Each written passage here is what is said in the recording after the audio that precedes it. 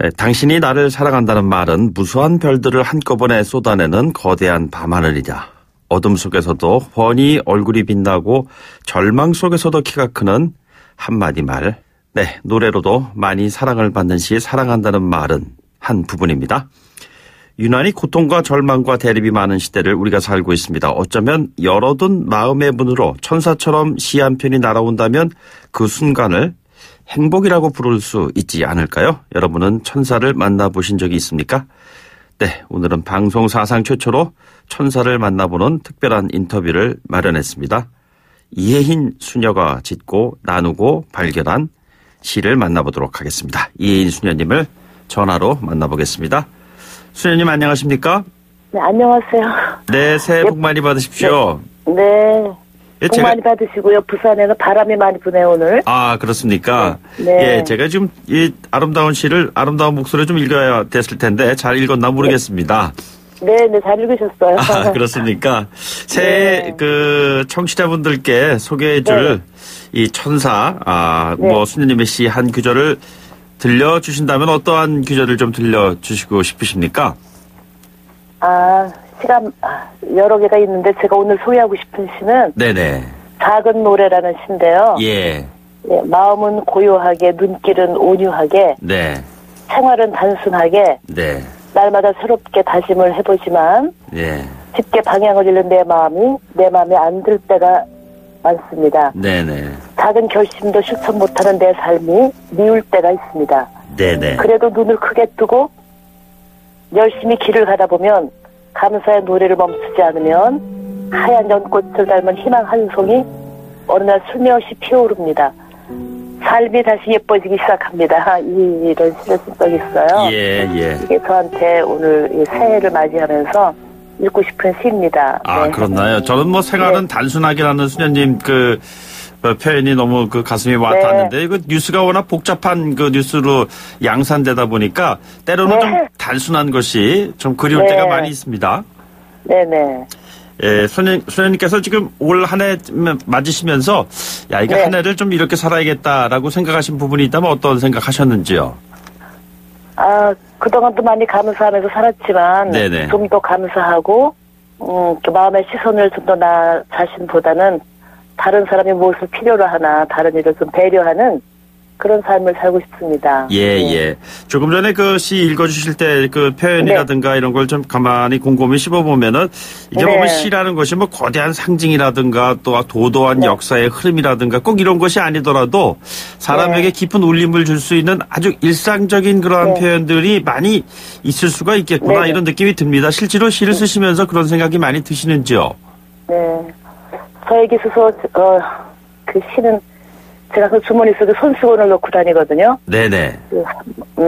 작은 손수건 같은 역할을 하는 게 아닌가. 누가 뭐 눈물을 흘리면서 닦아주고 땀이 나면 좀 닦고 그런 손수건 같은 존재가 아닐까 생각을 합니다. 시가. 예. 그 손수건으로 마음을 닦으셔가지고 아주 깨끗하고 맑고 영증한 그 시가 나오는 게 아닌가 이런 생각이 좀 드네요. 이 수도자이시면서 또 시인이기도 참 하신데요. 참 오랜 세월 동안 이게 시를 쓰시고 수도의 길을 걸으셨는데 이게 수도자의 삶과 시인의 삶 같은 겁니까? 다른 겁니까? 비슷한 겁니까?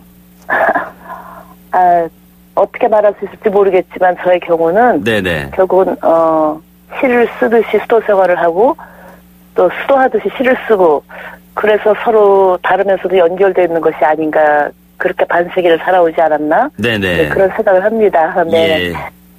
그 예전에 그 벌써 70년대인데 그 종신선 후에 민들레 영토 그 출간하셨잖아요.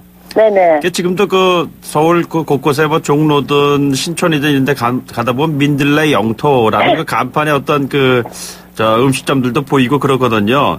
이 수녀님께서 꿈꾸시는 민들레 영토는 어떠한 곳인가요? 벌써 40년이 넘었고요. 네네. 제가 살고 있는 수도원 이 자리가 상징적으로 민들레 영토라는 생각이 듭니다. 예. 민들레는 가만히 앉아 있지만 그 솜털이 날아다니면서 이렇게 역할을 하듯이 저도 수도원에 있지만 제 시가 민들레 솜털처럼 날아다니면서 많은 이웃과의 만남을 터뜨리지 않았나 그런 생각을 해서 네네. 제가 사는 이곳이 민들 영토라는 생각이 듭니다. 아 그렇습니까? 네. 그런데 네. 뭐 정작 우리가 사는 이곳이 좀 좋은 일들이 많이 있어야 되는데 때때로 몹시 안타까운 일들이 참 많은데요. 최근에도 네네. 보면 그 수녀님께서 천호동 화재에 추모시를 보내시기도 네네. 하시고 그러셨는데요. 네네. 자, 이 같은 많은 그 안타까운 뉴스가 범람하는 시대에 이 시가 갖는 의미, 시처럼 네. 살아가는 생활의 의미는 어떤 것이라고 생각을 하고 계시는지요?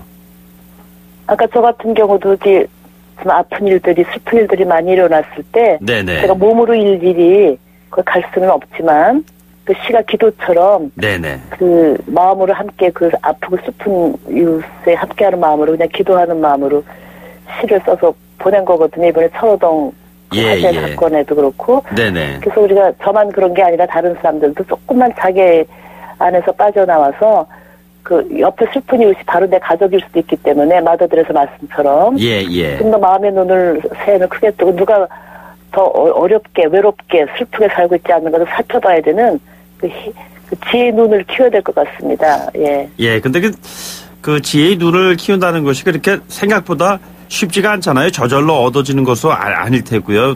부단히 주변에 이웃사랑도 많이 노력을 해야 된다는 생각이 들어요. 지금 그냥 저절로 되는 것이 아니고. 네네. 그래서 그렇게 하기 위해서는 내가 내 마음을 잘 들여다보고 어떤 외적인 것에 치중했던 그런 날들이었다면서 너 내면으로 내 마음을 살펴보고. 네네. 마음 수련을 좀 하다 보면 또 이웃사랑도 해야 되겠다는 의지가 생기지 않을까 그런 생각을 해봅니다. 네. 예. 그런데 그 수녀님 주변에 그 아픔이 네. 나의 아픔처럼 느껴지게 한다는 것도 그게 저절로 되지 않고 훈련이 필요할 텐데요. 그러한 그 네. 훈련이라는 것이 대체로 어떤 생각 바탕으로 해야지 가능해질까요? 이 세상에 그 사람들이 여행을 많이 가는데 아름다운 자연을 찾아서 네네. 자연이 아무리 아름다워도 그 자연을 더 감탄해주는 인간이 없다면 네. 별 의미가 없다고 저는 생각이 들어요. 그래서 우리가 사람 때문에 힘이 들기도 하고 또 기뻐하기도 하고 이렇게 하지만 네네. 결국 인류를 가족이라고 생각하면서 하여튼 그 넓은 사랑 네네. 그 인류도 또 하나의 나이다 이런 다른 이웃들이 그렇게 생각하다 보면 좀 내가 그 의무감이 생기지 않을까 도와야 되겠다는 그래서 기부문화도 확산되고 좀 그래야 되는데 우리는 아직도 너무 가족의 기수에 집단의 기수에 그게 너무 강한 것 같다는 생각이 들어요. 제가 객관적으로 볼 때. 네네. 네. 이게 그 가족 이기주의라든가 집단 이기주의라든가 이런 것들이 사실은 가족의 행복이라는 것이 이웃의 행복으로 연결되고 이웃의 행복이 사회의 행복으로 연결되고 이렇게 됐으면 좋겠는데 이 누구든 행복을 이야기하지만 또 아무나 행복하다고 얘기하지 못하고 있는 것 같습니다. 왜 그럴까요? 행복에 대한 기준을 우리가 너무 거창하고 너무 먼 곳에서 찾으니까 그런 게 아닌가. 그리고 오늘을 내가 내일은 세상에 없을지도 모른다고 생각하면 이 순간에 충실하고 오늘이 마지막이라고 생각하면 어떻게 행복하지 않을 수가 있겠나. 살아있다는 것 자체가 행복인데 그런 생각을 해봤거든요. 네네. 네, 그래서 기준을 행복이 정말 아무 걱정거리와 근심거리와 시련이 없는 것이 행복인가 그건 아닌 것 같거든요. 그 고통이나 시련도 역이용해서 축복의 기회로 만들 수도 있는 것이고 생각하기 나름인 것 같아요. 행복에 대한 기준도. 네네. 네. 이 소확행이라는 말이 그래서 나오는 거 아닐까 싶은 생각이 들기도 하고 소소하지만 확실한 행복을 찾는 사람들이 참 많이 있는데요. 행복이라는 것이 그 사람이 가진 기준에 따라 다르겠습니다만 수녀님 이 행복이라는 것에 대한 기준을 어떻게 가져야 한다고 생각을 하고 계시는지요? 저는 그 소확행 뭐라고 그랬어요? 네, 소소하지만 확실한 행복. 이 말도 아름답긴 하지만 어떻게 보면 약간 좀 이기적인 냄새를 풍겨요. 나만 행복하면 된다는 어떤 소소하고 확실한 행복? 맞는 말이긴 한데 이 폭을 좀 넓혀서 좀 바다처럼 넓게 멀리 넓게 볼 수 있는 그런 안목을 좀 키우기 위해서는 내가 있는 자리에서 이기심에서 빠져나와갖고 조금 더 남을 챙기려는 그런 마음을 실습하는 그런 자세가 필요하다고 말씀드리고 싶어요. 다시. 그렇군요. 이게 좀 확이라는 거를 확실한 행복이라기보다는 확산시키는 행복이 좀 돼야 되겠군요. 그러면은. 맞아요. 네. 자, 이렇게 수녀님 한때 보면은 건강에 화제가 되기도 하고 많은 분들이 걱정하기도 하고 막 그랬었어요. 뭐 최근에 가짜 뉴스가 많아가지고 실제가 아닌 가짜 뉴스가 확산된 적도 있고 그러는데 많은 분들이 걱정하시는데 건강은 요즘 어떠신지요? 그냥 크게 나쁘진 않고요. 그 일상생활 할 만큼 괜찮고. 근데 건강, 이렇게 좀 가짜 뉴스가 돌면서 저도 많이 제 삶에 도움도 받았어요. 아, 이렇게 좀 더 잘 살아야 되겠구나, 선하게 살아야 되겠구나. 예. 그런 노력이요, 예. 아, 그렇습니까?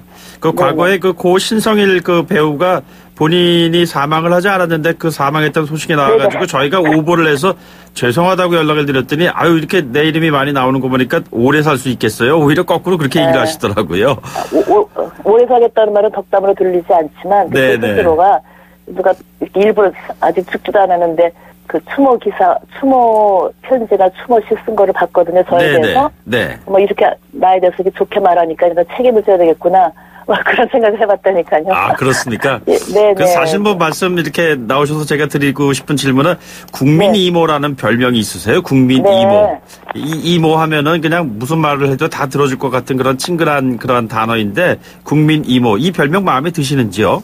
아, 그래서 마음에 든다기보다 뭐 그런 자격도 저는 없지만 어떤 독자분이 사랑하는 국민 이모 수녀님께 이렇게 편지가 와서 제가 그걸 어떤 기자한테 말했더니 그걸 계속 저한테 따라다니는 닉네임처럼 됐지만 저 스스로를 국민적인 수녀라는 생각은 안 들고요. 그냥 작은 수녀라는 말이 더 좋습니다. 이 국민 이모보다는. 아, 그렇습니까?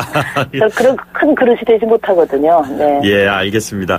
그리고 조금 전에 뭐 행복에 관한 말씀하셨는데 최근에는 한반도 상황과 관련해서 평화, 한반도 평화 이런 얘기 참 많이 나오고 그렇습니다. 남북 정상도 올해 또 만남이 있을까라는 기대도 있고요. 자, 이 평화의 어떤 그 과정 앞으로 우리가 어떠한 식으로 밟아나가야 할지 좀 짧게 좀 부탁드리겠습니다. 평화의 길로 가기 위해서는 우리 자신이 각자 있는 자리에서 먼저 평화의 길이 돼야 되겠다는 생각을 해봐요.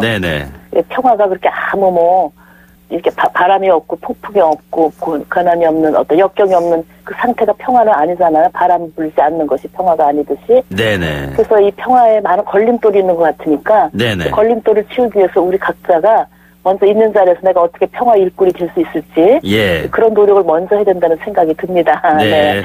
일단 자신이 처한 자리에서 자신의 역할을 먼저 잘 해내는 것이 중요하겠군요. 네, 선한 몫을 할 때 평화를 이루는 하나의 우리가 천사가 될 수 있다고 생각이 들어요. 평화 천사가 될 수 있다는 생각이. 예, 알겠습니다. 수녀님, 새해 아침에 참 좋으신 말씀 잘 들었고요. 앞으로도 아름다운 시, 평화로운 시를 좀 지어주시기 부탁드리겠습니다. 오늘 말씀 고맙습니다. 네, 감사합니다. 새해 복 많이 받으세요. 네, 새해 복 많이 받으십시오. 지금까지 이혜인 수녀님이었습니다. 1부 마치겠고요. 2부에 돌아오죠.